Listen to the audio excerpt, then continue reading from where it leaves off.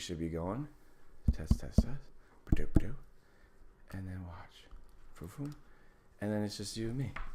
Erica Sobin. Am I saying that right? Sobin. Yeah. Because some people say Sobin. Yeah. Well, no, there was Sobin. I've heard Sobin. Yes. And I feel bad because no one knows you. You're everywhere. Well, it was funny because my maiden name's McLean. Okay. And everybody would spell it McLean, which is different. And then, so I thought getting Sobin, it was going to be so much easier, and it's not. Like, people, like, they screw it up spelling it, and they screwed up saying it, which I'm just used to it. I don't care. But Well, I said it first when I first called you. Yes. So our history is, I live on the internet, obviously. Yes. I see you everywhere. It's like overnight, Erica Sobin. So I reach out to you, and you're a sweetheart. You weren't apprehensive whatsoever. We sat down, went to Turtle, boom, we met. And I mean, lack of better words, like, fell in love with you. Like, fantastic. Your energy, your outlook. We didn't even, like, talk business. Remember that? Like, we really... No. It was funny because I don't think... obviously, your main bread and butter is you're a realtor. Yes. But we didn't even talk No. real estate. We just got to know each other. It was fantastic. And since then, I've been trying... Now, I'm guilty. You've invited me to you have your Rockstar events, which are fan-freaking-tastic. Yes. And I'll go one of these days. But thank you for coming here. Yeah. And right now, what's like, I have my own, I'm curious as heck. Like, I know you're, when people say they're busy, like how busy, because you're a mom. Yes. You have Three. Three. I have 3 kids. I've been married 14 years. Okay. 14 and a half. I have 3 kids, 2 girls and a boy, 11, 10, and 9-year-old. So that's got to be busy. Like are you the kind of mom that's like bringing them to school and stuff, or are they kind of like becoming little mini adults? They're kind of self-sufficient. They make their lunches, blah, blah, blah. Yes, they make their lunches, everything. My husband goes out towards the interstate, so at the same time they have to be at the bus, so he drops them off at the bus. I pick them up. Okay. Yeah, but it's busy. It's mom life. What's the craziest part? I know every day's different because you're being a contractor, so to speak, depending on what clients want to see and the bookings, etc. But are there, like, give me a run. Today's Thursday, and you're mine today, so obviously today doesn't count. But give me like what was yesterday for Erica Sobin? Like, what's a normal? What time you wake up? I get up about between 6 and 6:30. By choice. Yeah. Alarm clock? No. Just up. I usually, my husband always sets the alarm clock, so I'm not that type of person. Like, I don't have to set the alarm clock. My body usually, unless I've done something crazy, I just wake up. And he usually starts, his alarm clock goes off and it kind of wakes me up. But what time's he out of the house? He gets out about 7:20 when he drops them off, and then he goes to work. Okay. So now, do you have kind of a little routine? Do you have like I'm not a morning person. That's not. I stumbled to the coffee pot like I'm gonna die. First things first. And my husband's always like, "It's just morning," but I don't. So care. why 6 per choice, just to get you? Because you. Yeah, the I noises like to get and up. I like to wake my kids up. They're in a better mood when I like go in there and joke with them or whatever. Like it seems like they do better and they start their day better. I just like seeing them, and I don't know. So that's the routine in the morning. Yeah. Now kids are at school. Hubby's gone. So yesterday I met with my team at one of our new listings in the Yacht Harbor Village. Now what's your team? For those that may. So it's the A team, which because they both have A names, and I don't. And we, they contemplated changing my name to Erica with an A, but I put the E in the A team is what I say. So. Now you guys are physically meeting up this squad? Yes. Now these are fellow realtors. Yes. So I started in real estate in January is when I decided to go to school, get my license. So I'm brand new. I started really before I was even shopping around for a broker or anything. I met Anthony. His son and my son were playing baseball together. And Anthony what? Because I remember you telling me. Anthony Lombardo. And Andy Calcunas. Okay. They have been in real estate, in Palm Coast real estate for 18 years. So. But they're like old time folk Yes. here. Because I met that name. I remember when we first met. Yes. Anthony grew up here. Right.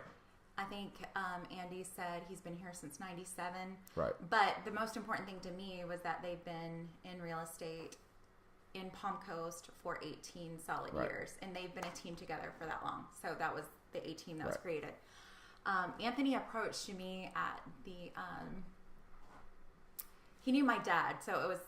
My dad took my husband and I were in Israel and Jordan. And my dad ended up taking my son to his game, and saw Anthony for the first time in a long time. So they reconnected or whatever, and he's like, "Well, my daughter's going, she's getting a real estate license," and he was like, "You need to tell her to come see me." Right. So the next game I was, my dad had told me that, and I, walked up and talked to him, and he was like, "We've been wanting to start a team for 2 years now, and we haven't been able to approach anybody about it or anything. I think you would be a great fit." And this is in January of this. Well, this was like ish. February-ish. Okay. Yeah. But still the beginning of 2018. I hadn't gotten my license yet. Okay. Yes, this year. And so he said, "Well, let me think about it. Get your license. Come talk to us." So then I met Andy for the first time, and I just felt like it was the right fit. And I wanted to go into the business being brand new. I wanted to set myself up in a way that I was being mentored. Right.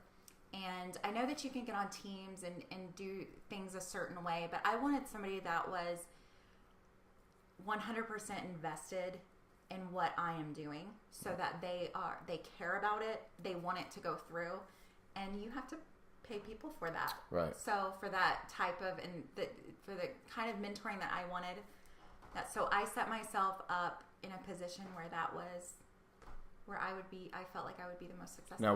Now we're in October of 2018. So like I know you're new, but it seems like you've been here forever, which is a fantastic thing.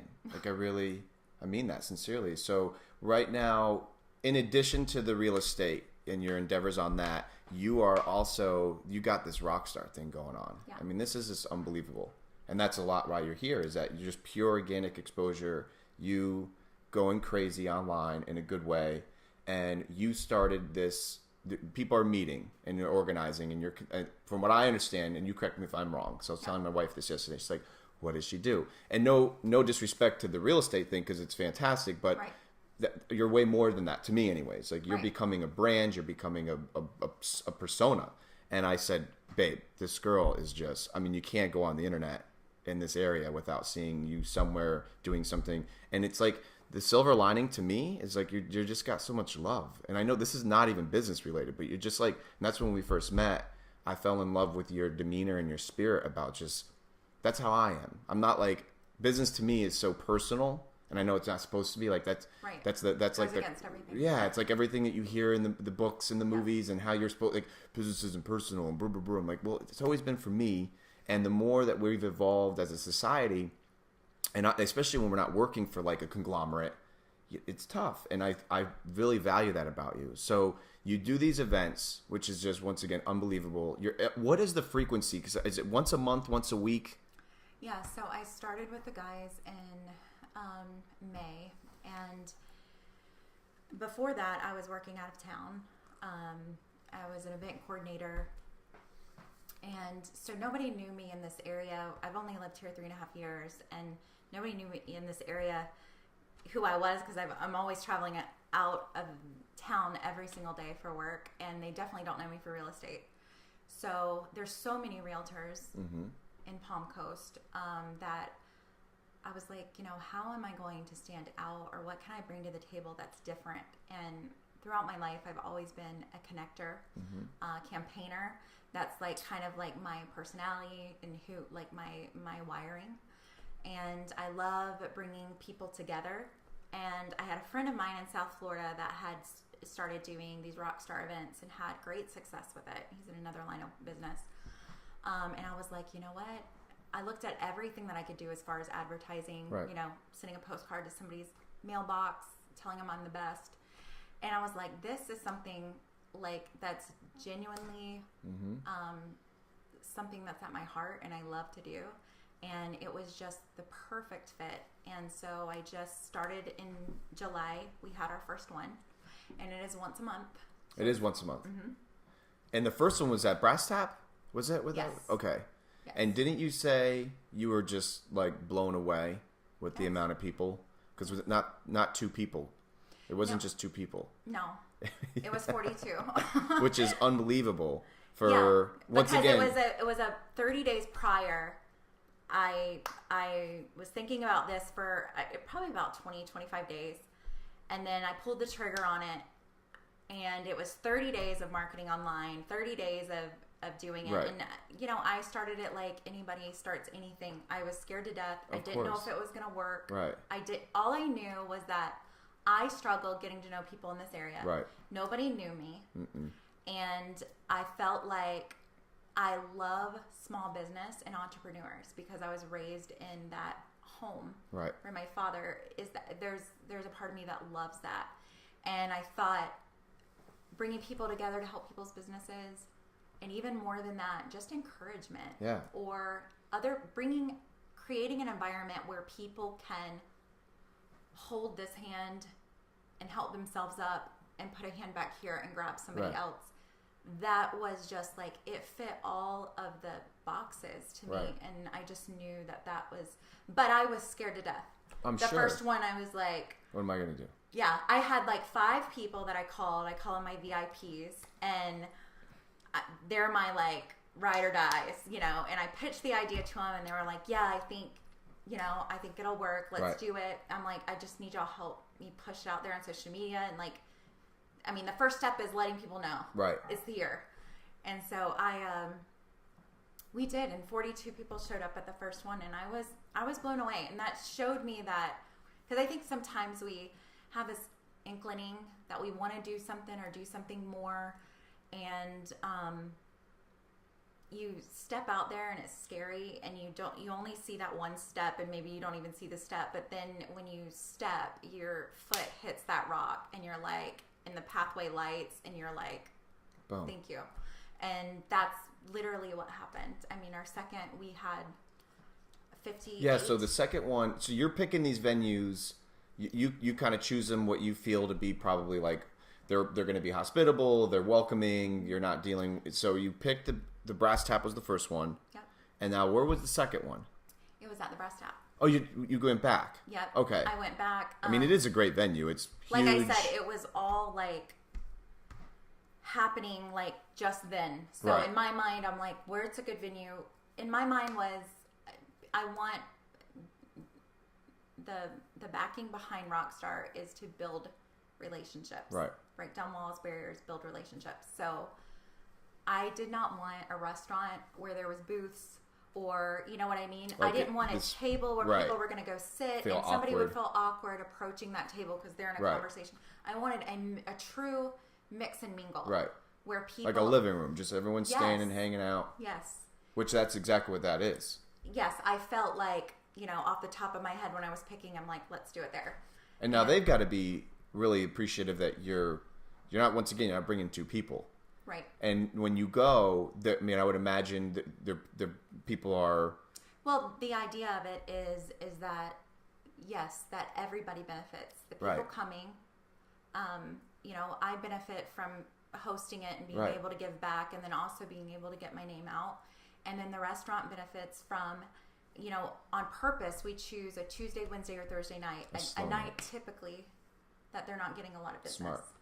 So that they're able to, and we try to give back. Like we try to brand them and push them as much as we're pushing us by asking our audience and our people to like their venue's Facebook page, and we're always saying thank you. There's always that thankfulness for everybody involved in it.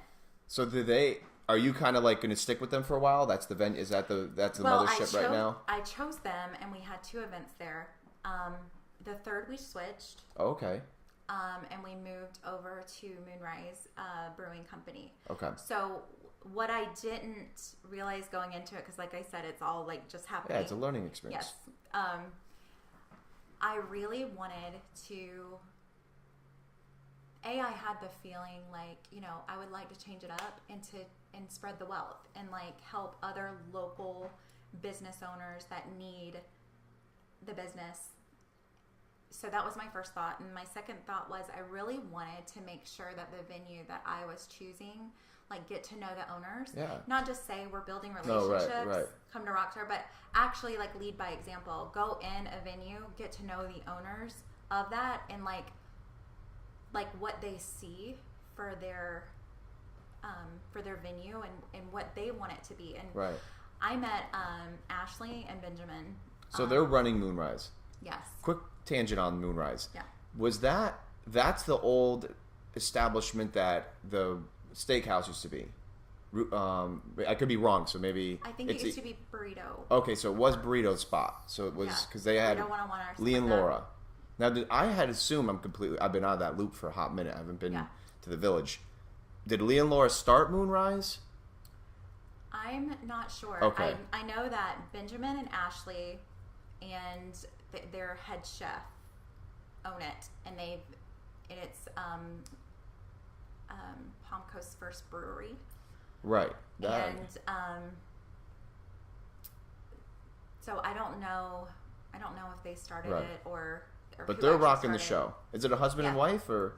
I think it's boyfriend and girlfriend. A couple fiancés, at least, right? Yes. Well, that's nice. So yeah. So and they've got food. I'm so guilty. I haven't been yet, but Okay. I've heard it's fantastic.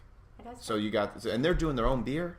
They're like a real legit brewery. Yes. God bless. So now. So they don't have hard alcohol. They have wine. And Okay. They have beer. Yeah, but they make it. They have their whole brewery in the back. I've seen pictures. It looks really nifty. Like they got all the things.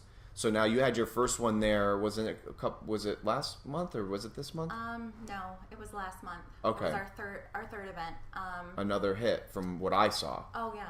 Just it was amazing. Great turnout. Like I met with Ashley and Benjamin and kind of shared my idea with them. And what's so beautiful is that once you start down this path, you start attracting other people that are like-minded. Yep.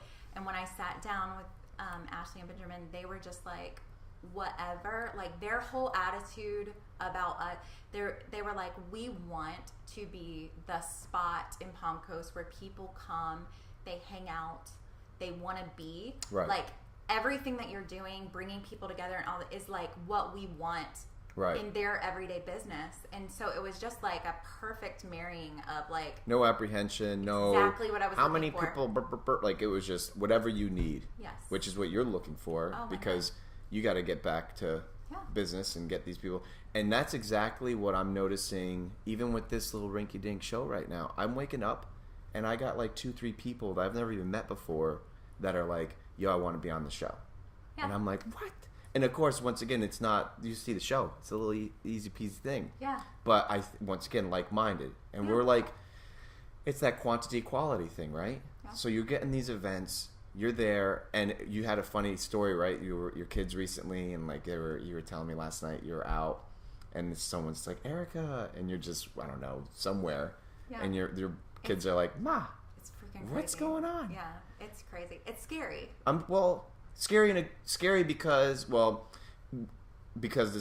here's one topic that I've had happen more recently than not with women that are contractors. You guys have to be a little bit. I was having a chat with a girl that's a contractor too. I'm using the word contractor because it's just we're all in hustle.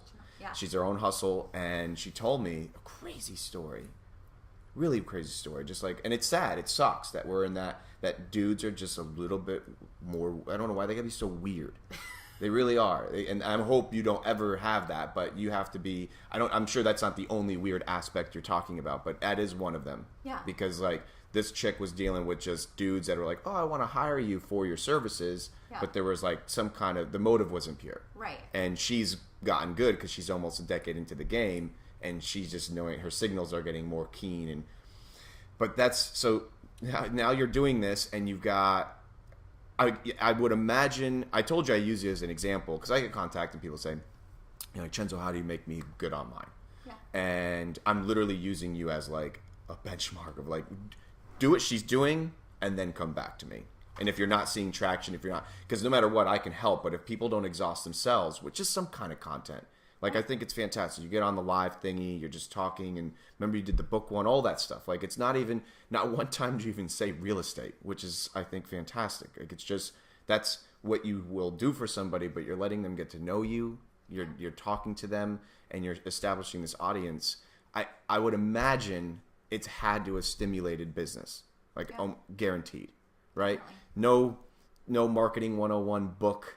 No, like all that stuff is great. I'm not knocking it, but like here you are just straight hustling, staying out there, producing this content.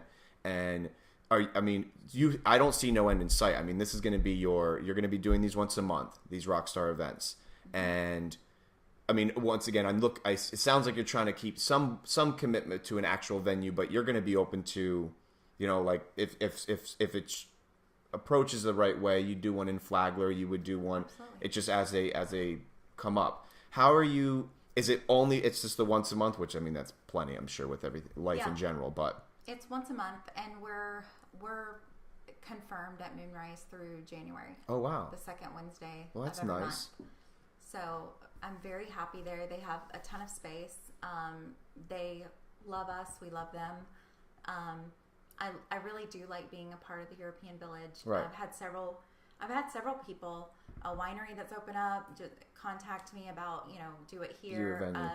I've had a guy at the Hammock Wine and Cheese ask Is it Steve? if we could do it. Yeah, Steve Gallagher. I love Steve. Yeah, he's awesome. He's my soccer buddy. He's he's Anthony's longtime client of his. So see how it all goes around. Yeah. And then I've had several people at the European Village want to do just open it up to a European Village. Yeah, like the whole village whole do thing something. Where everybody kind of, which I'm totally fine with that. My main focus is to make sure that with the growth that we don't get away from the main focus, and that personability. Yeah, I want people to be relational and to get to know each other. And I think the best compliment that I've gotten through all of it is that my events are pulling brand new people every single time. And this last event we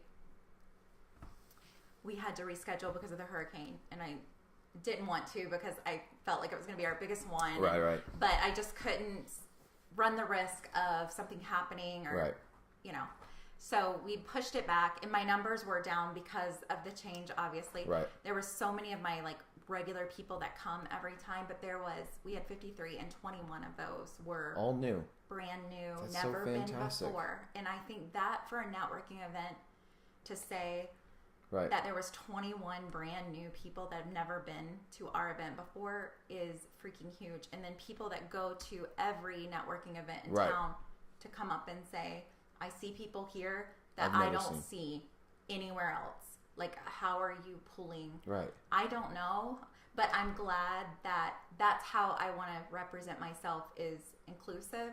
Right. And open to anyone and everybody to come. And so I think that people are definitely getting that vibe from me, and I'm happy about that. Yeah, I mean, you can't fake that. And that's when I first met you. I was like, there's something about what you're throwing out there that's just being received well.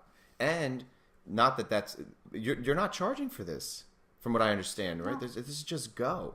And excluding if you want a beer or some food, and the high fives are free, and the getting loved on and sharing the people's. And I mean, that's what's amazing out of all of it, is that even when we had first met, I mean, you made me feel amazing, you really, and that for we weren't even talking business, and that's a good feeling. Yeah. And I think it's good that you're being aware of it now, because I don't know how to run an event with that many people. I can love on a couple people here and there, but and I can see I'm going to use the word apprehensiveness, but I know you're not apprehensive, but meaning you don't want to lose that, hey, I'm sure you're already seeing it now out of the corner of your eye, people waiting for you, kind of they want that. Yeah. They want that minute with you, and I hate when I'm unable to I'm get sure. to everybody. Right. That drives me nuts.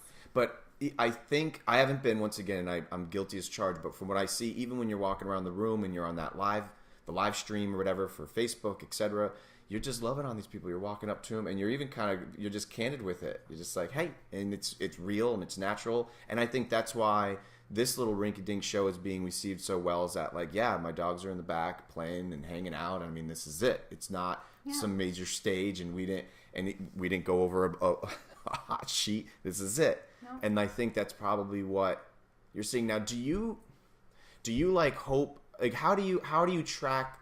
Like, okay, this dude came. Like, I mean, is there some kind of membership-ish thingy going on, or is it really just one meeting to the next?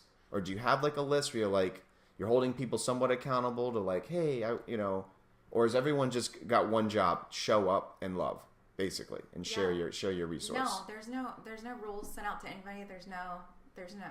I mean, I like to keep for my own record, the people that come attend the event, and I like to know like their names and what they do. Right. And I like to ask everyone like who are they hoping to meet? Right. So that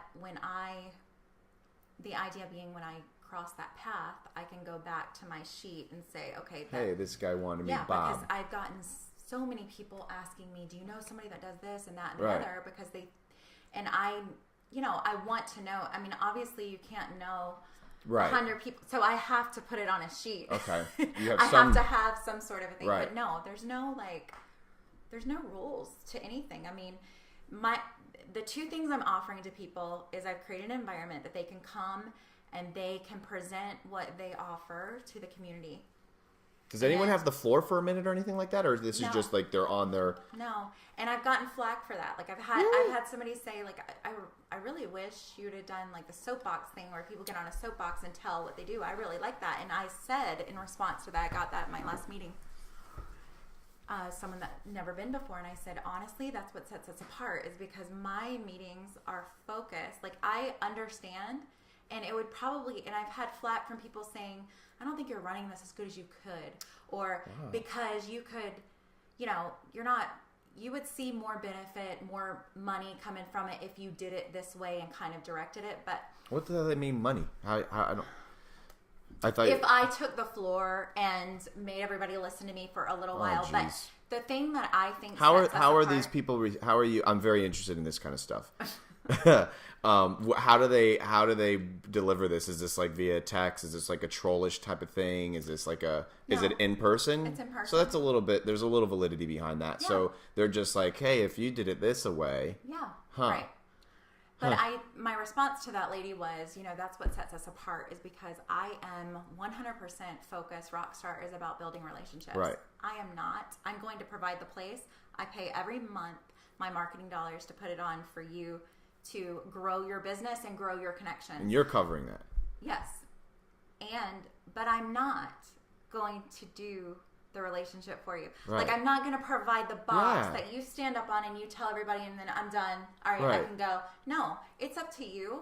Like you've got to have a little skin in the game. Absolutely. You have to come. You have to connect with people. And there's people that I coach, that I help introverts and people that are very uncomfortable in that situation get more comfortable and helping them on their techniques and stuff like that. I don't mind doing that, but you have to put in the effort to build a relationship. I cannot do that for you. That'd be like me, and I'm not saying that's what this lady did, but that would be like me being like, Erica, I wish you could do more for me. And you're like, bro, you haven't even come. Well, listen, if everybody gets up on a soapbox and tells what they do, then you can just sit there and drink and not talk to anybody. And that's not why this is created. No. That's not the heart behind it. The two things that I offer to people is the environment to come and to build relationships. And the second is the forum. So as far as the membership or what you were asking about, the only thing that I would consider membership is I try to, everybody that's on Facebook, add them to our Facebook group so that they're able to see any updates or whatever. But that forum is also created for them to go on and share to keep the conversation going, to build the relationship in person every month. If they're smart and want to do it the right way, the Rockstar way. Yeah. And then to keep the conversation going on the forum. Because you have a Facebook group, I've noticed, right? Yes. And that group is kind of where that's another area that you open up to these people. Mm-hmm. They can be part of the group and say, almost like they meant to talk to Bob or, and they missed him and they're like, hey, bro, like they could probably find him easily because he's on the page, etc. Right. So that's kind of... And it gives them another avenue to touch people with, to whatever they want to put, any specials they're running or whatever they're offering Right. or doing, or I'm offering this to people just for another platform for them to do that. Also, the idea is that when people see you in person and they get to know you month after month, they see you, what you offer on the forum, they see you helping other people on the forum. Right. Like if somebody asks a question or, Right. you know, like that's building trust. Mm-hmm. You know, it starts with a meeting, then you build a relationship, they trust you, then they want to do business with you. You've now, and I'm leading by example on that, I feel like, because this is why I'm not talking all about real estate, which Right. I've gotten flack from that. Like, I can imagine. I feel like people Right. just, you know, I had somebody say to me, like, you know, networking should be your hobby. It should be your job. And like, I felt like it was slighted in the way it was said, but Yeah. because it probably seems like others have said that you're just known for networking and that doesn't bring you any revenue. So what, you know, I don't get it, you know, but I'm leading by example on being a resource to Right. the community and helping other people first. And I know that will come back to me. 100%. I mean, look, no bullshit. You're in one of the most competitive markets. I'm in a competitive market, and you shadow mine. Like, everyone and their mothers are an interneter now. It wasn't like that 10, 15 years ago. I was like the interneter. And now, and if do I want to build everybody's website in all over the world? No, I can't anyways. Yeah. But you're like, this is, and I've been in this area since I was been here since '86. I was a baby then, but growing up, there are a lot of realtors, and a lot of realtors are doing the same thing. No disrespect to any of them. A lot of them are friends of mine. Yeah. A lot of friends and family. Friends of mine. But I feel like what you're doing. Okay, so for instance, you send out a mailer to 5,000 houses, right? Whatever. I don't know what the quantity is. I'm sure it's got to be.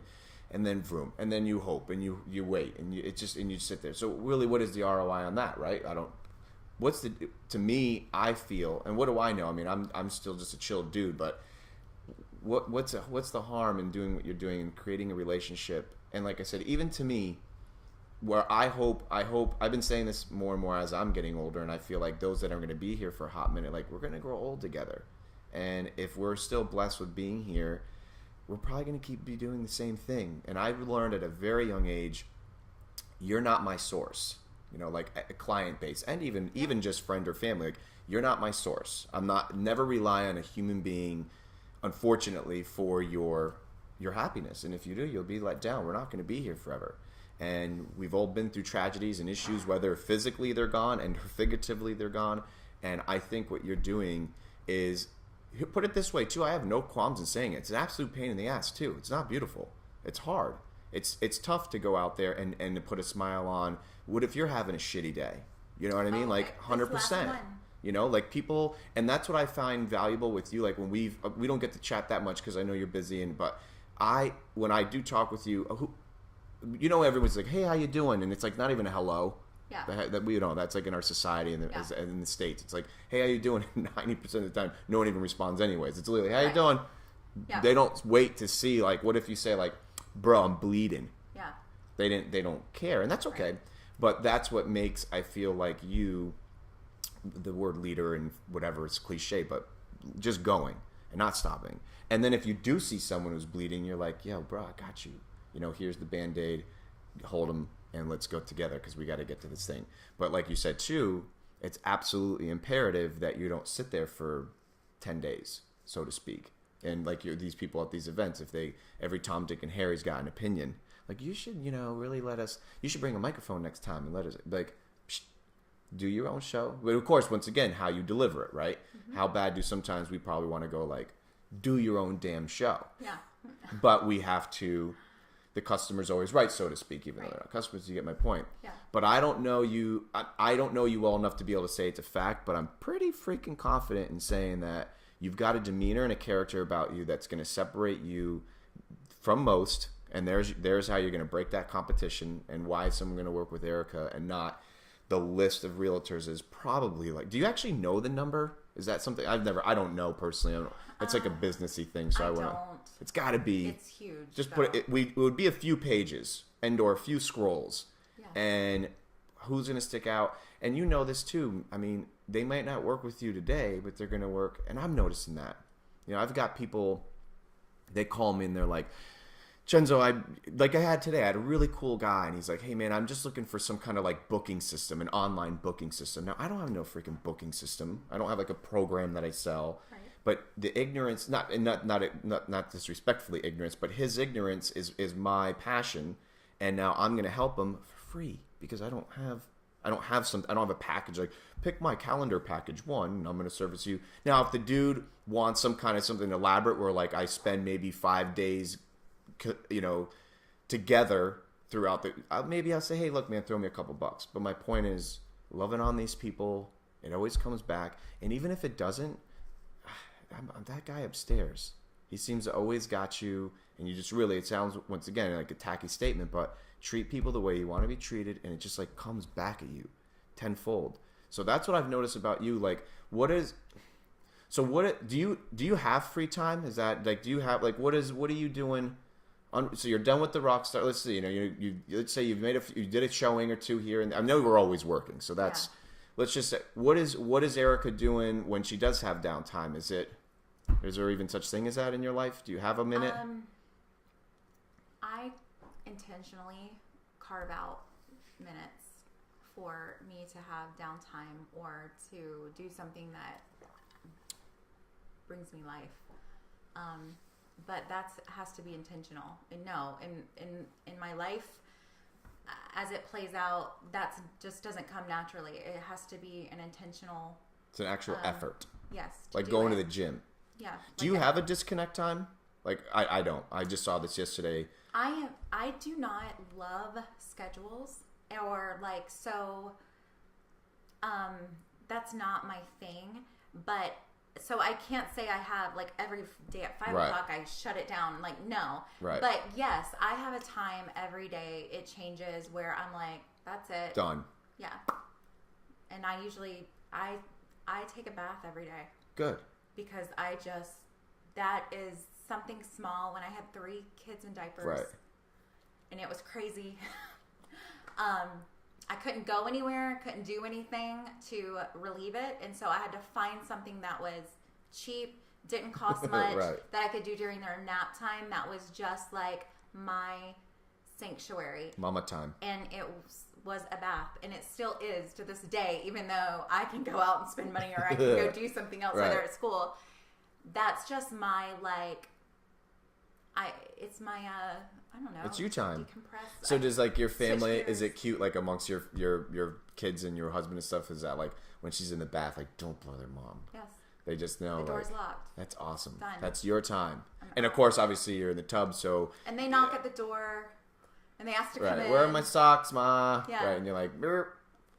I'm like, I'm in the bath. Right. That's it. I love it. So that's your. See, I'm watching this dude yesterday on Joe Rogan, and he's only 24 years old. God, you know these guys now that are YouTube stars and all that. Like, God bless him. And all he does is, I won't say all he does, but he reviews stuff. Like he reviews like tech, and he's really in depth about it. So Rogan wanted him on the show. Period. Yeah.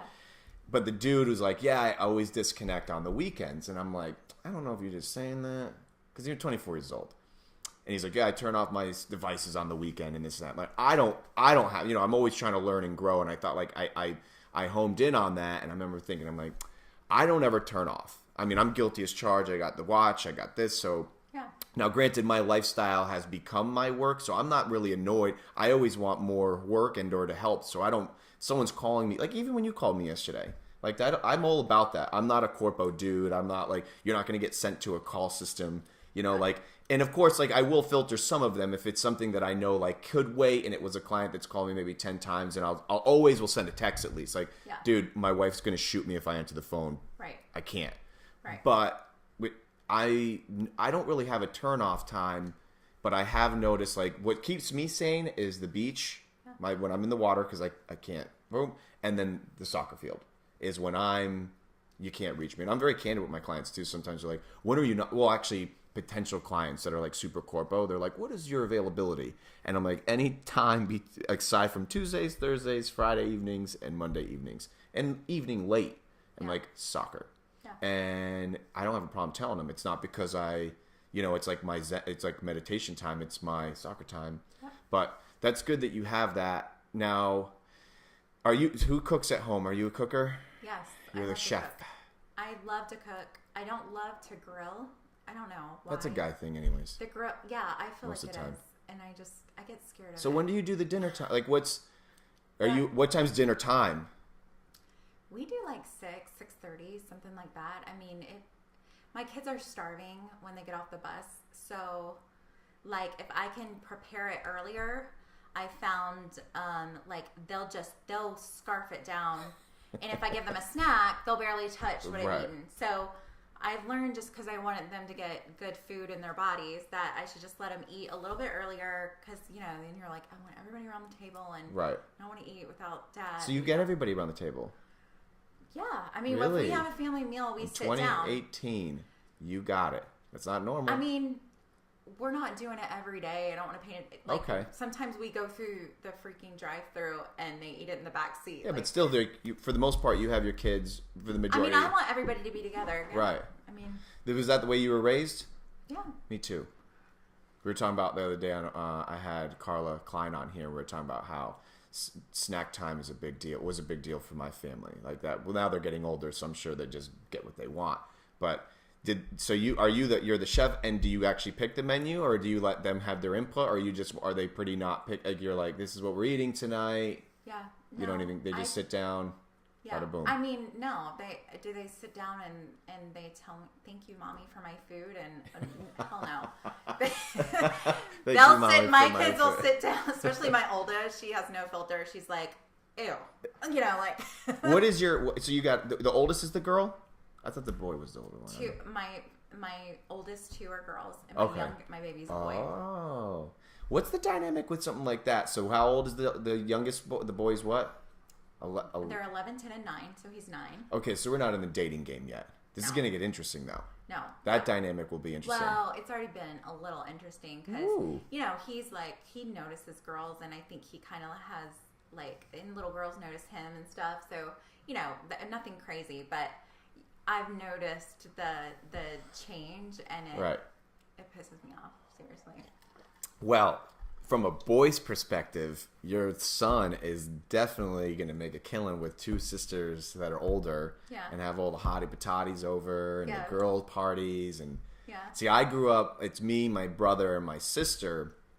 And my sister remembers, it was funny, Camille, my wife, was asking Alicia, my sister, the other day, like, what are your memories of me? Which was nice. I guess it's just what girls do. It was really, I didn't know that she even did that. She's been over here a lot, and they're very close.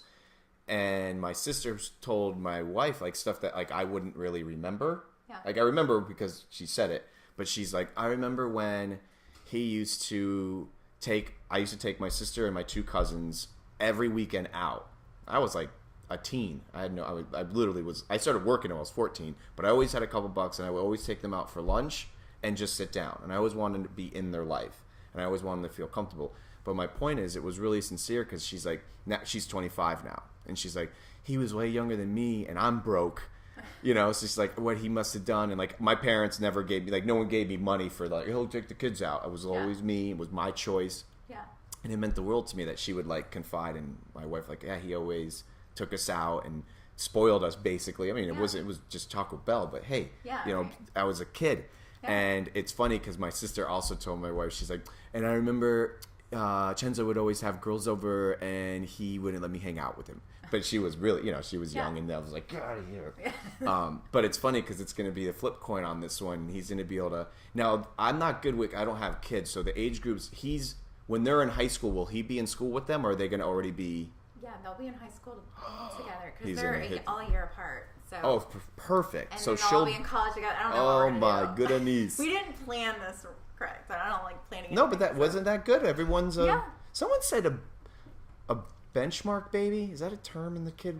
As they call it, I don't know. Someone said something. I don't know. I never heard it. Yeah. What does that mean? One after the other. That's what you got. Kinda. Stair step. Yeah, so I never. It took me 2 years to get pregnant with Kayla.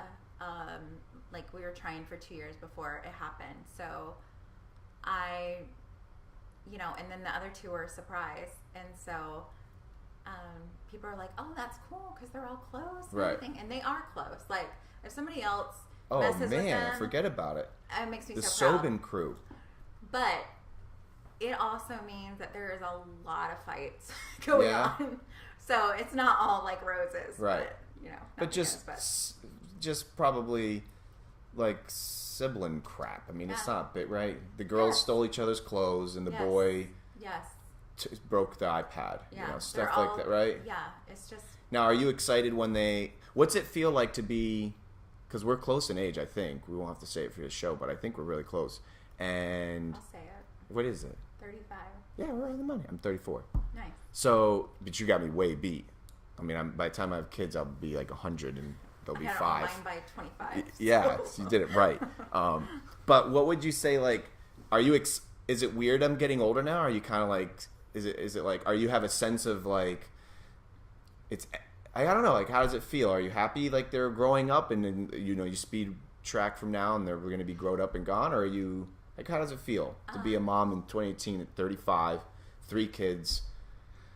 I feel like my relationship with them is deeper now because they're old enough and mature enough to converse back and forth. It's not just like a, for lack of better words, babysitting gig where I'm just taking care of all the time. There is actual like, I mean, they're exhausting regardless, but there's definitely like, I feel like our relationship's deeper, and I love that because I'm relational, know, and so I do look back at photos of them and think, God, they were so little, and like I thought they were so, like I remember taking that photo and thinking, she's so big, like when I took it, and now looking back, I'm like, so small, and so like why did I think that was so big? Why did I think? And I mean, so there's sad moments like that. Where's the time gone? But I think it just gets more beautiful, honestly. Well, you do have a beautiful, I'm not just trying to say that, but I mean, I've seen your Facebook header of the whole family. You have a beautiful family. Thanks. And it's awesome that you guys, like, with your husband's schedule and yours, you're seeing them for the most part at dinners and hanging out, and you guys do you go away a lot with them, or like do you guys get to do the family vacay thing? We do. Good. We try to get away for a week in the summer. Okay. And then 2 Christmases ago, actually last Christmas, a friend of mine gave me an amazing idea. She gave her kids a choice of having Christmas like usual, doing the gifts thing, or doing a family trip, taking the money to do that. Right. And her kids chose the trip, and Heck yeah. she said that they had the most fun, that they'll never want to do. So it was off that inspiration that I was like, let's do that. Instead of, like, they don't remember what we get them. No, yeah, of course. A month later. 100%. But like the memories from a trip is so much better, more well spent money. And so the kids, like, surprising, like, because they usually don't all 3 agree, but they were like, yes, let's do this. So we went and got a cabin in the mountains, and like it was a culture shock for me because it was like nothing. Like I was making huge breakfasts, cleaning them up, doing laundry, making a huge lunch. Like we've never eaten so much food in a 24-hour but there's nothing else to do. Right. So I was just Where was it? It was the North Georgia mountains. Okay. So anyway, they loved it, and I think they loved it so much because it was just so different than our everyday life. It was just time stood still. Like we played hide and go seek in the woods. We just did junk that we never have time to do. Simple things that don't cost a lot of money. Yep. And we had the greatest time, and they want to do that every year. So you started that last year? You did that? I think that's a fantastic freaking idea because I'm guilty as charged. One thing I've noticed is that it's hard getting older and not like being so, I don't know what to say, but a bum basically from my like not going to the event, not going to not even Europe. I'm talking about like family gatherings, and I'm so guilty, and I have no problem saying it in an open forum. I've been classified pretty much borderline as like probably a big piece of shit to most of my friends and families and stuff, because I just don't. I've become more and more reluctant to. It sounds so stupid, but by the time I have my time, I don't want to put pants on and I don't want to go to the thing. And I've become more. I mean, I built my little oasis on beachside, but the Christmas thing has like it kind of sucks, I guess. Just being candid with you, like as I've gotten older, that once the whimsical factor wears off with the things and there's really no kids anymore in our family, like kids. I mean, we still have cousins, but they're all 18 plus. Right. And then once you see the total emptiness of the vain aspect of like here, something you don't even need nor probably want, nor gonna, and like you said, 10 minutes go by. And the sad thing is that we as in the States, right? Like we probably spent X amount of hours and their time on it. I've become less and less like willing to want to do that. I can't stand it. I think that that's actually a fantastic freaking idea. Just say like, look, everyone save the X amount of dollars you were going to spend and let's go on a trip. And like you said, the traveling thing is so, it's funny because it starts the moment you're leaving, right? Like the moment you're leaving, and like I love traveling, not just where we're going there, but like that. I even love traveling. Like when my wife and I started to travel, her and I, she spoils me rotten. So I just like knowing that I don't have to look for the, like my vitamins and my, like, did you get my shorts? Like I love, like those little things are so heartwarming to me that by the time we get there, I just love having her with me. And that's all the added bonuses, the hide and go seats and all that stuff. But what a fantastic, I think that that's really good. You know what's interesting too, on the topic of those kids, do you see a lot of riffraff with these kids these days? I had a girl on the show the other day, and she was telling me that like a lot of her kids' friends are just. Did you know they have well, you already know this. They have a daycare at the high school. Mm-hmm. Did you know that? I don't know at which one, but I FPC. heard that. Okay. And I don't mind saying it. I think that it's absolutely horrifying. I don't care. Like I know I'm not in it to make friends here. I'm like, this is pretty ridiculous. Like I didn't have, I mean that, she told me that and I thought, are you kidding me? And no disrespect to anybody who has it or is going through it or has family members that are going through it. But I mean, for goodness sake, get to go to school and get out of school at least. And I understand, like even I bet you our grandparents were having kids by the time they were 15, 16. Fine, I get it. Right, yeah. But now we're paying for daycare within a school system. And then by the time they graduate, that's the most expensive thing I've heard of amongst my friend group is like daycare. Yeah. It's like more expensive than like college tuition. You should have stayed home, But I didn't know that. Do you see a lot of your kids' friends? Are they good nucleus family? Like are they kind of like you kind of got your eye on some of them? You're like, I would say that we're very intentional on and very involved in their lives and their friendships. So, they have devices, but I have access to all of it. I see everything that they do. I'm monitoring them while they're still in my home and guiding them. Right. So I just don't let them go, do whatever they want, and have my head in the sand. I'm very, and have been from day one, to be very intentional. Like, I like to know who my kids' friends are, and I like to get to know their families. Amen. Our rule, they don't go spend the night at anybody's houses. It's just a rule across the board, so I don't hurt any feelings, because if I've always said if 8 hours a day at school, 5 days a week is not enough, and then maybe like, some time on the weekend or whatever, you're sleeping anyway. You don't need to go to somebody, and I don't want the worry of somebody going to somebody's house and their boyfriend or their 100%. stepbrother or whatever the situation is, like, because it gets too crazy with everything. Like, I'm not gonna be able to sleep at night with that. So the rule is, our house sleepovers are just like non-existent. I mean, I loved having them as a kid, but we're in a different day and age than when I was a kid. It's crazy that you're blowing my mind right now. I would have never thought about, like, I haven't put myself in a position of I have a kid sleeping over whatever, Ma, Dad, I'm sleeping at Bob, whatever. I don't know if I would do it. That's crazy. It's funny you said that. Not funny, but I mean, it's absolutely. I guess it kind of like sucks. Not, you know, it sucks for them because it really. I mean, I loved sleepovers. I'm sure I had sleepovers. It's been a challenge for like I loved them growing right. up. Like, and then you have all the like the cute little, you know, what's it called? What's the beds? Like bunk beds or no, right. no, the sleeping bags. Oh. All the cute little sleeping bags, right. blankets, and all, and that say, and the pajamas that sleep, you know, all the right. girl stuff. And so it's like, you know, I love doing it. It's been a tension that I've had to manage, but you know, I just tell. My girls, are you like educating them like why you're being? Yes. Good. I guess that's really ultimately. I tell my girls, God gave you to me to protect. Yep. Number one.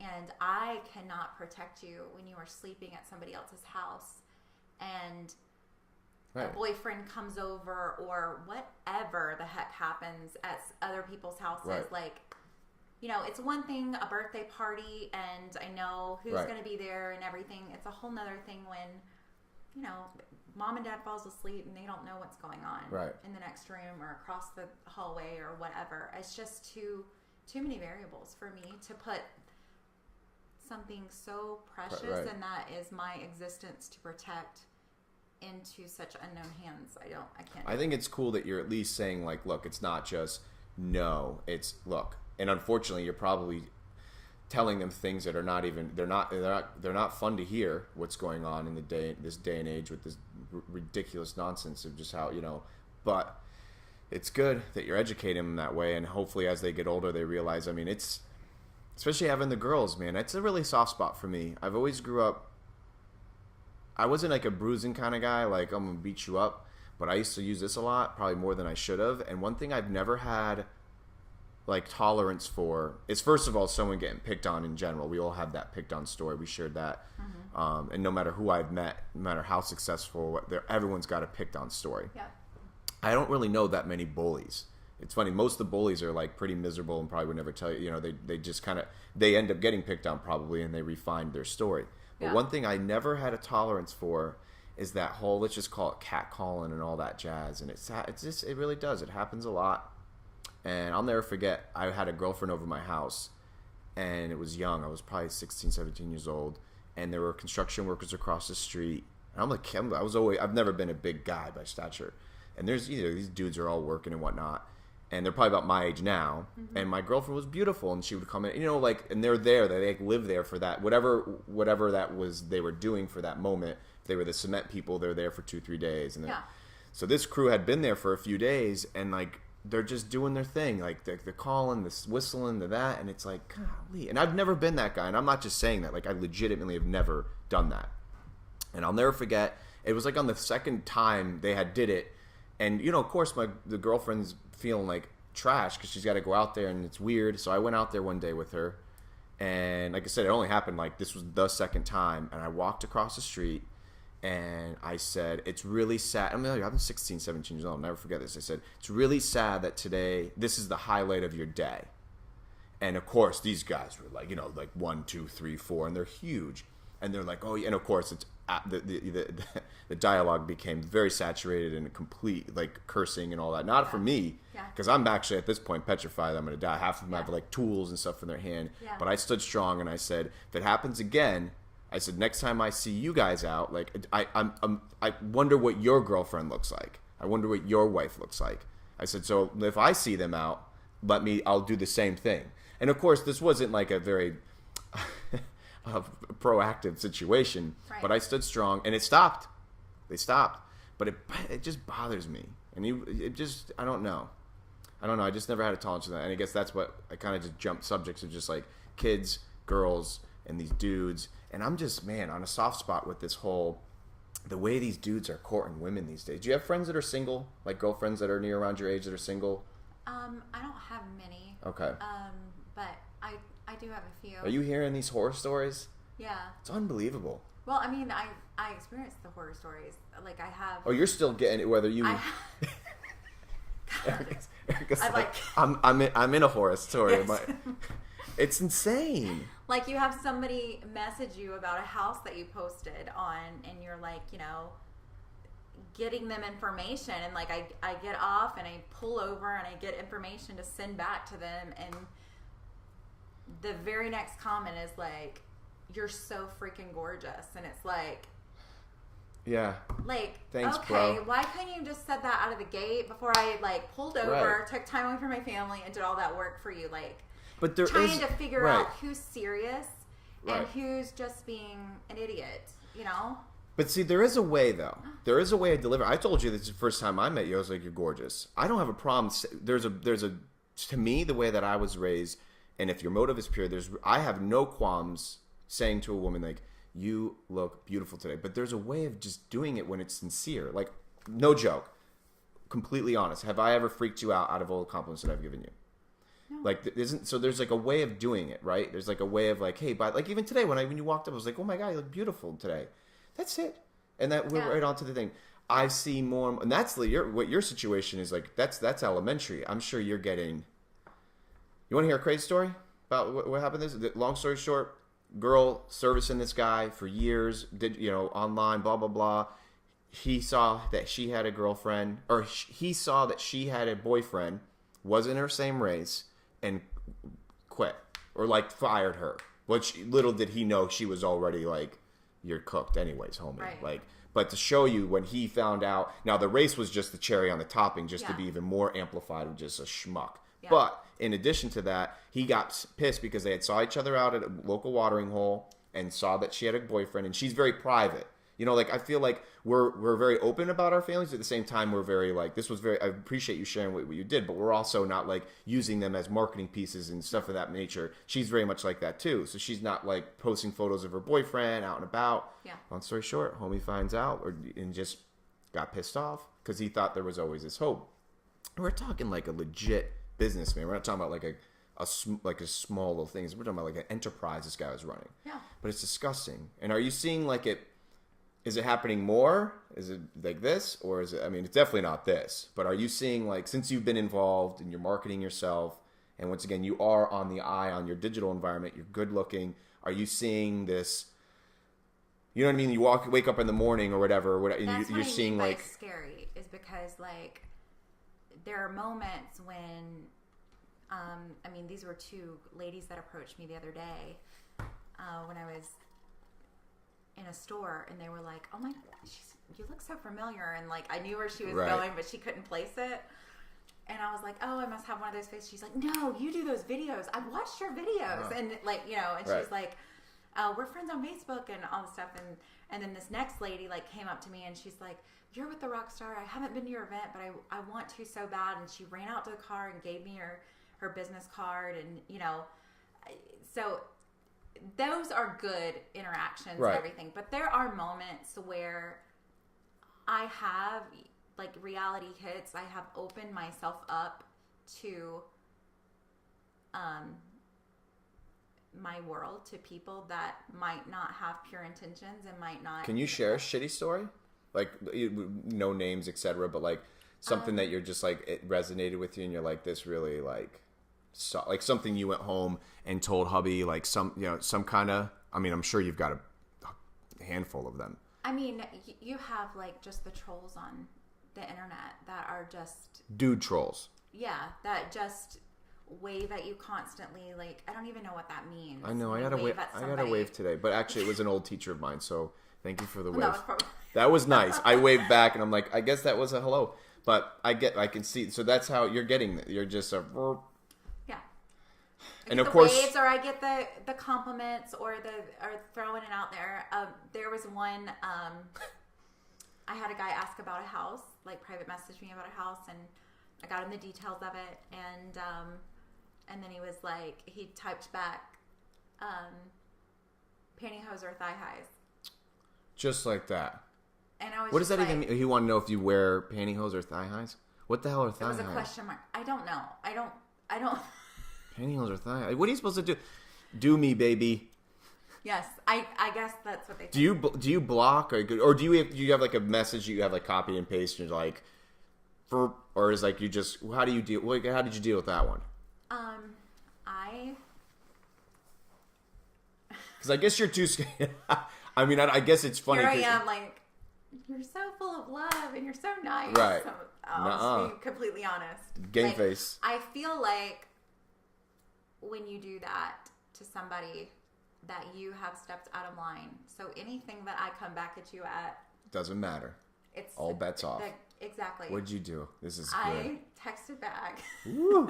Texted or whatever message. Message through Facebook. Replied to his message and said, "Drink bleach and kill yourself." Hey, I mean, some of these guys got to learn, man. Like, honestly, too, you know what's funny? Let's take me. Let's make pretend I'm a single dude. Look, Chance is loving you. But Come on. He felt bad. I know. He's like, come on, girl, I got you. You gotta get off the couch. I won't drink no bleach. It's baffling to me. Like, I have an array of like friends and girlfriends of mine that are single, and they all confide in me because I ask. I find it interesting. I mean, they don't just like throw their jazz on me with it. I want it. Most of them are friends that I've known since high school, and they're beautiful women. Some are like in and out of some of these divorces, and the way that these dudes are courting. Now, thank God you're out of that. Thank God you at least have hubby and that. But I used to be. I would not want to date in today's God at all. Well, actually, you and I got people like you and I would probably within no time find another significant just because we obviously did it once. We could do it again. We have a filter, and we probably treated people like when I tell people that I courted, I have no problem saying that either. Like, I'll be out and about, and I'm like, yeah, I courted my wife. I've courted Camille for like 3 years. They're like, what? And I don't mind saying this in an open forum either. For like 3 years, legitimately, like, weren't having sex. You know, like, I wasn't, and that's not the only variable that made it, but I wanted to, out of all the other relationships that I had been through and all the other jazz, I thought, if I really felt in my heart that this woman I could potentially marry, and that needs to not be a priority. Yeah. And it really, like, when people ask, then I share that I literally held myself accountable to treating her the way that I would want my own wife to be treated. Like, court her, love on her, get to know her parents. It was funny. I tell people another story too. When I first met her, I wouldn't go pick her up for our first date. Or, I'm sorry, I wouldn't go to her house to pick her up on one of our first dates because I had yet to meet her parents. It was like later, like we had cheated. I broke my bro code and I double tapped. We went and we met on a date. It was like a social gathering from her work. And I went, it was nice. And then like the very next day I wanted to see her again. Yeah. Which I normally would have just, calculated neglect. You got to let it marinate for a minute. I just was like, I really want to see you. And she was completely open to doing it too. But she had worked and she was getting out of work at like 7, 8. And we were going to go meet at like Dunkin' Donuts in Palm Coast. Yeah. Well, she's like, well, do you want to come get me? And I was like, I would love to, but I'm not coming to your house at 8, which was late for me to go over to her house and be like, hey, I'm the dude that's dating your daughter. I'm just taking her out now. Like, I wanted the first time I met them for me to be there and chill and to get to know them. So I'll never forget that. I was like, why don't we just meet there? So that way I don't feel guilty that, like, I'm just walking in your house and be like, hello, bye-bye, which is, like, normal in this day and age. I said, no, we'll meet. And I'll never forget, finally, by the first time I was going to meet them, it was this full-blown chills time. Like, I went there and I got to know them and I gave them everything I could be and candid and like, this is who I am. And it grew and it was so natural. It doesn't happen anymore. Now you got the waving, the Snapchat, the dick pics. That's a whole nother, I hear about this now. And it's like dudes sending straight up cock over the digital environments. Literally, if you're a dude sending a peen over a tech. Can I just say, there's no woman that wants to see that. No. I never, ever in a million years. But I love you immensely. It doesn't make any sense. I do not want to open my phone and ever see anything like that. Like, it's just doesn't... not the right setting. It's like, it's Isn't just it baffling? Good. It's not good. And not only that, they don't care. It's like, I first of all, I think they're super desperate. Is that what it is? But it's got to work, though. We've talked about this. I've had the same. This is why I love this show. It has to be. I've had the same conversation. I have been sitting at a stoplight, and a guy in a truck, like a semi, is sitting next to me, and like he honks the horn, and I'm like, right, right. I look over, and he's licking the window, and I'm like, and I have the thought in my head like, do you really think that Yeah. I'm going to be like, oh my Yeah. God, put on the Pull hazards. over. We got to get next stop. Like, It's unbelievable. but I feel like they think like if I throw it out there, maybe it'll happen. And I'm just so desperate that that's where it I'm has at. to work because this is so fascinating to me that I hear it so more and more about these. I think typically they will eventually find 100%. a girl that's Guaranteed. as desperate. 100%. And that's why they're doing it. A It's low like, moment, Yep. a low something, going through something hard in our life, Yep. whatever, and they'll be able to, you know. and the chivalry really is dead. I think. I don't want to say I don't have hope in humanity, but for the longest time, these girlfriends they would call me and they'd be like, "Chenz, I'm just having such a bad day. Like I've been like," and I'd be like, "Listen, just there's hope." And I still believe there's hope, but here's one of my rules. I'm not saying that it worked for them, but it worked for me. You know how many people I know that are single and they are, let's just say, entertaining a roster. Yeah. And then they're like, they don't really like any of them. They're not a forever, but they've got, any given time, they've got a few on their Rolodex. Yeah. But then they complain that they don't have, no one's like, they don't have that guy. Like, Right. wait, how come I can't meet a guy like you? Or that, what? I'm like, listen to me. If I was single, and it doesn't take much, it's like in the air, it's like in your pheromones. You got a roster 4 or 5, whatever it is, even if it's 1. Yeah. I'm not. Mm-hmm. And I'm not just talking about like the D and the V kind of stuff. I'm talking about just genuinely exchanging life units with each other. Like, I want to court someone that is. But see, people equate single with being miserable. Have you noticed that? Like, Yeah. and I'm sure this is anything new under the sun. This is just something that I'm learning in my mid-30s now. And I had that feel like I was scared to death of being an old maid and not getting married and not like that was the biggest thing in the world that I was supposed to do is like find somebody, Right. fall in love, and get married. And it was like, and I've just seen so many miserable people. It's like single is not the most miserable. Being in the house with somebody that you should never be in the house with and there's not peace there is way more miserable than being by yourself. But I think people are scared to be alone. Like, Right. people they would rather have chaos and noise Yep. and the congestion and the dysfunction than they would rather sit in a room by themselves and because they're not at peace and they don't love themselves. I feel like is the main You're right. reason. So It really is fascinating that this society right now that I'm aware of, when it comes to relationships, people would rather, like you said, they'd rather be in a relationship that they know in their heart that's not even good. Like, they don't even, you'd say to somebody, and you really corner them, figuratively speaking, and say, you really think about marrying this person? And they're like, no. And you're like, well, then why are you miserable that you don't have somebody? I mean, you're entertaining. You have nothing to give to somebody. And that was something else that went into my like regiment was I hadn't had like, I used to be a makeout whore. I'll never forget. I was straight up just, I call it like, I was like, use an analogy of like taking my coat off. I literally stopped hunting. I stopped going out and looking for it. Like, I literally just had to be alone. And yeah, absolutely, there is a bit of like, it sucked for sure. You're watching a movie by yourself. You're going to dinner by yourself if you choose. I used to do that. I used to go to St. Augustine have you ever been to 95 Cordova? It's gorgeous. It's unbelievable. If you haven't been, go one day. It's a very, very, very fancy. You and husband go. Don't bring the kids. They're like $75, $80 a plate. So just go there. But it's so beautiful, and it's right down. You would never know it's there because it's in that hotel. It's like a historical hotel right there next to the school. okay. But anyways, I used to go by myself. Yeah. And I'll never forget, on the third time, the women that were working there were like, it's a snazzy, jazzy place. Like, there really was a little jazz band in the corner. Yeah. But my point is, I would sit there, and even though I would be like approached by some of the women that are even working there, like, what's your story? What's going on? I would be like, just by myself. And people would like assimilate with like, you're got to be miserable. And of course I wasn't. Did I want someone right there? Yeah. And it came.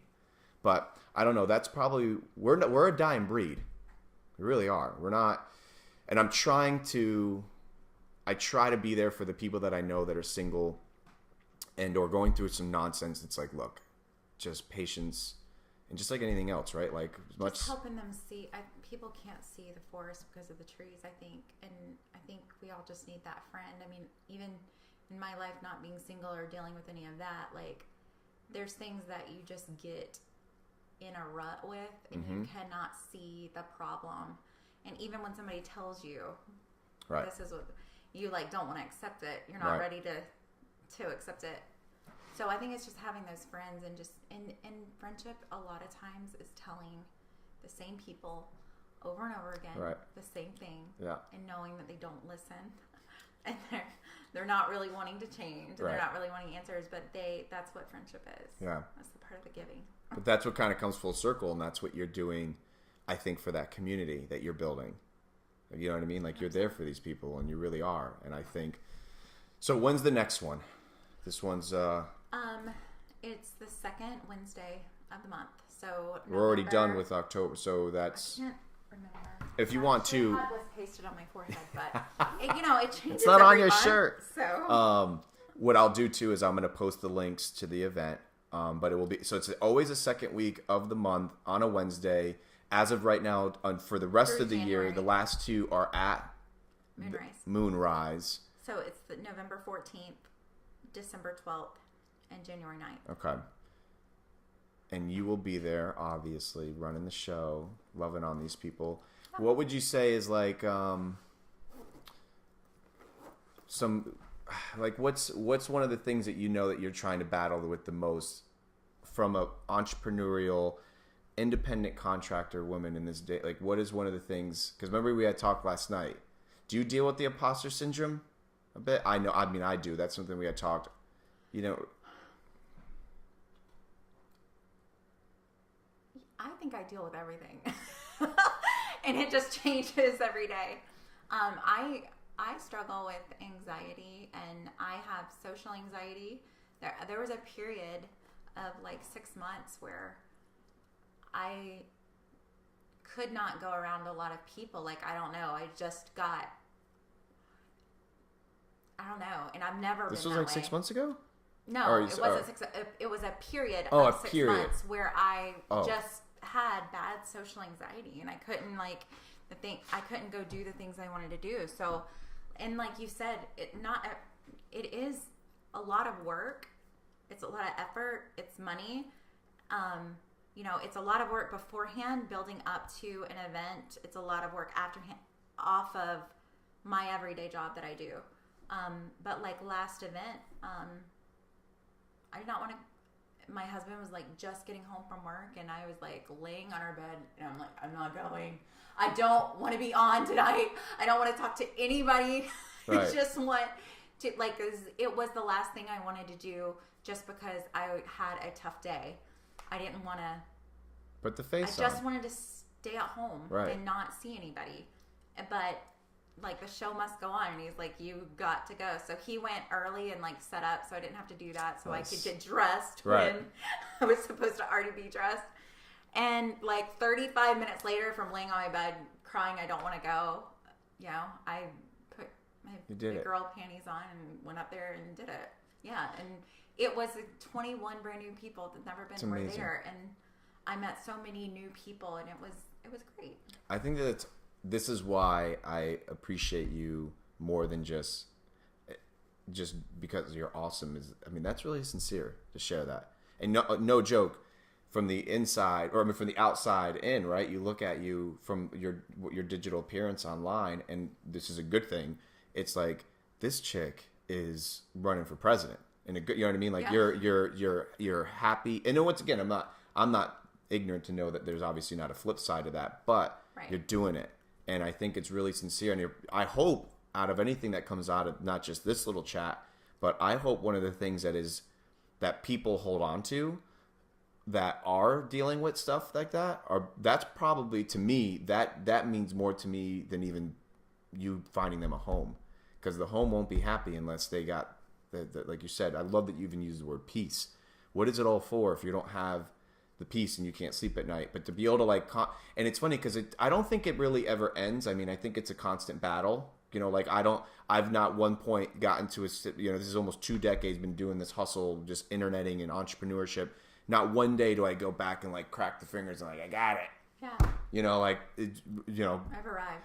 Yeah, like good. Yeah, I got dividends coming in. I get to sit back. It's like every day I'm trying to grow and learn. And I have so many. I get butterflies when I go to do anything that's related to like somebody expecting something from me. Even if it's a proposal meeting, like, and I was told at a young age that like if you don't get, and you can call it whatever you want, butterflies or anxiety, whatever it is. I call it butterflies because it just sounds prettier. Yeah. I don't like, but I'm ultimately clinically it's I think anxiety. Yeah. But if you don't, it's like I get butterflies before I go play soccer, even when it's pickup. I got a pickup game tonight. That's just a scrimmage. And I'm like, I'm wearing the shirt now. I'm ready to go. Like but I think if you don't, that's usually a good sign that you don't care, right? That's what I've been told anyway. For those, I mean, even Michael Jordan, I think, said at one of his many quotes he has on these posters is if you don't get butterflies before a game, then you probably don't even give a hoop. Yeah. So I think it's really powerful that you're not even just getting your butterflies, but sometimes you're just like saying, I don't want to do it. You know, and that's powerful stuff, man. Has anyone confided in you yet? Like, hey, because you helped me. I've already told you. You make me want to become a better person. I mean that. Have you had someone yet like take you aside that said like, hey, or because you have never really shared this? Maybe have you ever shared that like, hey, I'm Erica Sobin and I have. I don't think you have it, but let's just say I have apprehensions in just life. Like I'm not. Hoorah! Have you shared that with people under your community? I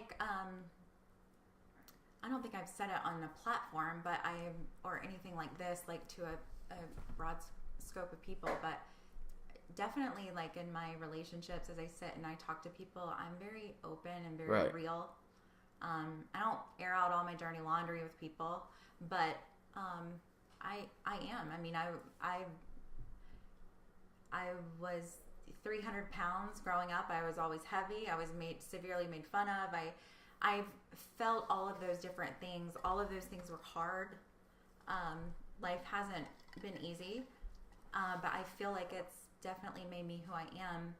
I'm a very empathetic person. I feel for other people. I can put myself in their shoes.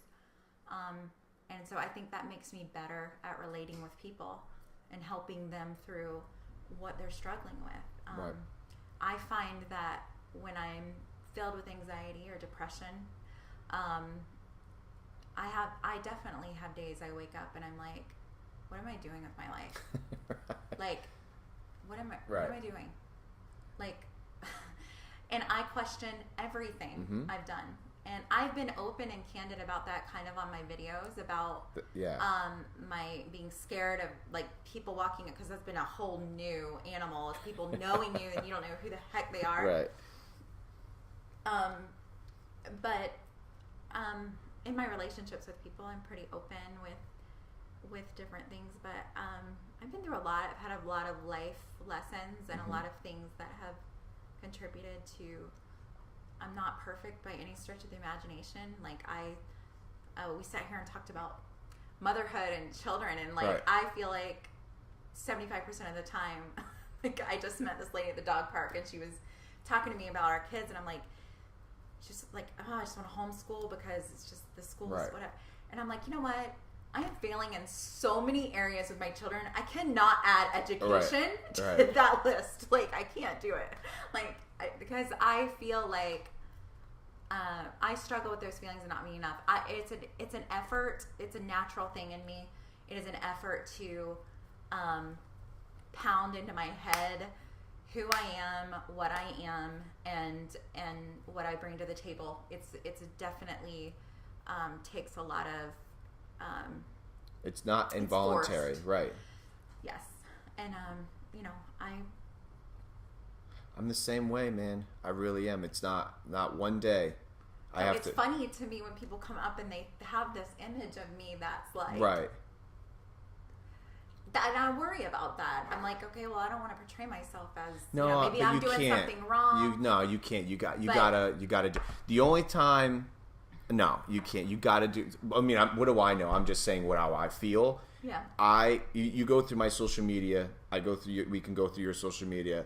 I mean, there's nothing wrong with sharing like we do, but at the end of the day, absolutely, you got to be a rock star. You have to, but I don't think we're fake either. You know, like I don't post pictures of my car because I have a '91 Chevy Cavalier. Yeah. But those that have the Ferrari. What's really that you say like, why would you? Let's not focus on that kind of stuff. And I think that's what my point is too. Is like when I've gone through your marketing paraphernalia, let's just call it that. That's what it is. You're not laying a smokescreen here. This is really you. And I think that that's just what I think. I think we got to keep being real. Yeah. Like this took me a lot to do this. Mm-hmm. Like I said, I wanted the studio. I wanted Joe Rogan. Yeah. Like come do it with me. Like, and bro, I need the mic. I even told my wife this. I was like, should I get the little microphone holder thingy? Because I think that's what you got to do. Like I'm watching. Like I said, Rogan is my biggest, whatever. Like that's what I base this whole thing off of, just sitting down with somebody. And I can't wait. This is what makes the world for me. Talking with people like you that have their own lives and their own dreams and visions that I get to now come be a part of. Yeah. But look, you get to see behind the scenes. It's nothing. It's I think every time we feel that calling or that push that we need to do more, we're our biggest critics, and we sit back and like I do the same thing, and every single step I learn this lesson and I do it still. Like the next step I'll sit there, but you don't have this and you don't have that. I mean, the same thing with the networking. Right, like, right. What do you bring to the table? What do you have to offer? Right. Like what, you pick yourself apart, and I think that's just everybody does that, and they appreciate somebody talking about that. Right. Like none of us have it all together. We're all trying to make it, right, trying to figure it out.